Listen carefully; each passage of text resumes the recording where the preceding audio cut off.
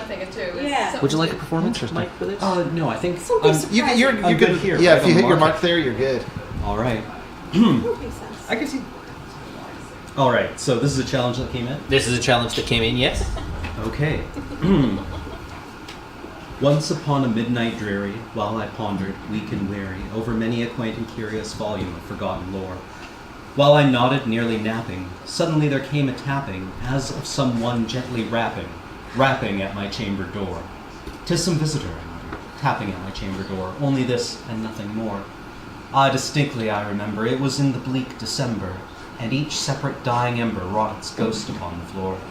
Eagerly I wished the morrow, vainly I had sought to borrow from my books surcease of sorrow, sorrow for the lost Lenore, for the rare and radiant maiden whom the angels named Lenore, nameless here forevermore. And the silken, sad, uncertain rustling of each purple curtain thrilled me, filled me with fantastic terrors never felt before, so that now to still the beating of my heart I stood repeating, line. 'Tis some visitor entreating entrance at my chamber door. Yeah, 'tis some visitor entreating entrance at my chamber door. Some late visitor entreating entrance at my chamber door. This it is and nothing more. Presently my soul grew stronger, hesitating then no longer. Sir, said I, or madam, truly your forgiveness I implore, but the fact is I was napping, and so gently you came rapping, and so faintly you came tapping at my chamber door, that I scarce was sure I heard you. Here I opened wide the door. Darkness there, and nothing more. Deep into that darkness peering, long I stood there, wondering, fearing, doubting, dreaming dreams no mortal ever dared to dream before. But the silence was unbroken, and the stillness gave no token, and the only word there spoken was the whispered word, Lenore. This I whispered, and an echo murmured back the word, Lenore. Merely this, and nothing more. Back into the chamber turning, all my soul within me burning. Soon again I heard a tapping somewhat louder than before. Surely, said I, surely that is something at my window lattice. Let me see then what thereat is, and this mystery explore. Let my heart be still a moment, and this mystery explore. 'Tis the wind and nothing more. Open here I flung the shutter, when with many flirt and flutter, in there stepped a stately raven of the saintly days of yore. Not the least obeisance made he, not a minute stopped or stayed he, but with mien of lord or lady, perched above my chamber door, perched upon a bust of Pallas just above my chamber door, perched and sat, and nothing more.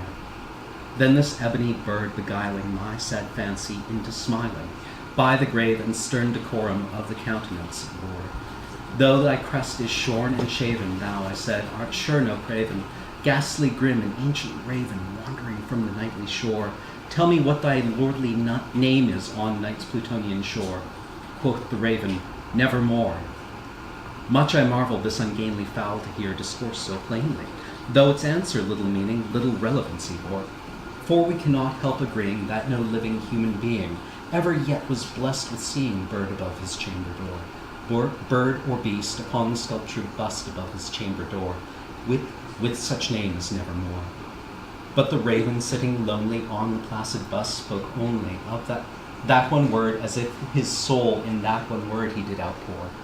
Nothing farther than he uttered, not a feather than he fluttered, till I scarcely more than muttered, other friends have flown before, on the morrow he will leave me, as my hopes have flown before.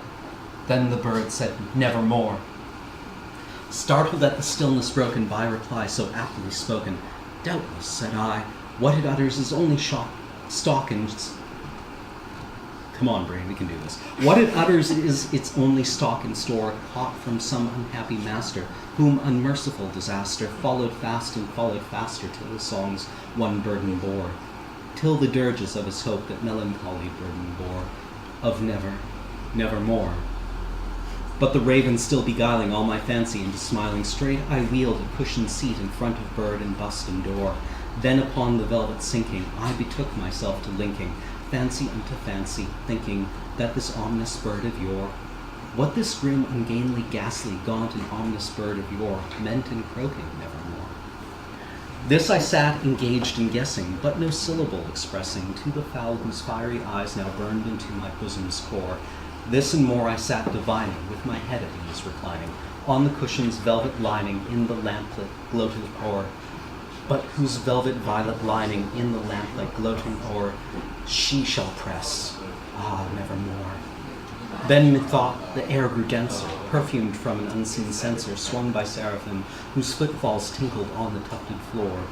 Wretch, I cried, that God hath lent thee, by these angels he hath sent thee, respite nepenthe from the memories of Lenore.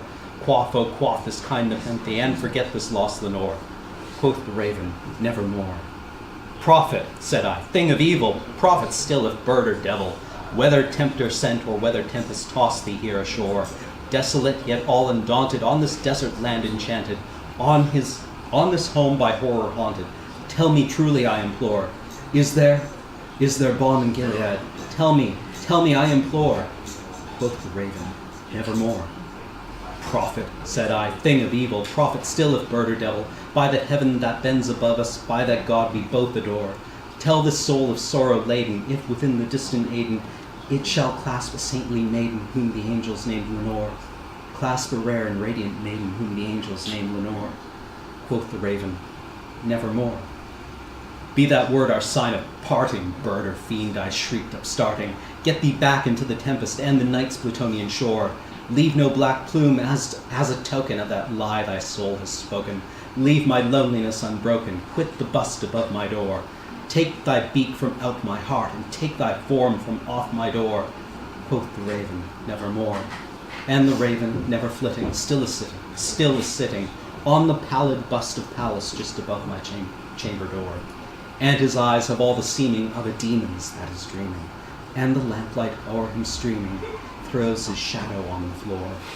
And my soul from out that shadow that lies floating on the floor shall be lifted nevermore.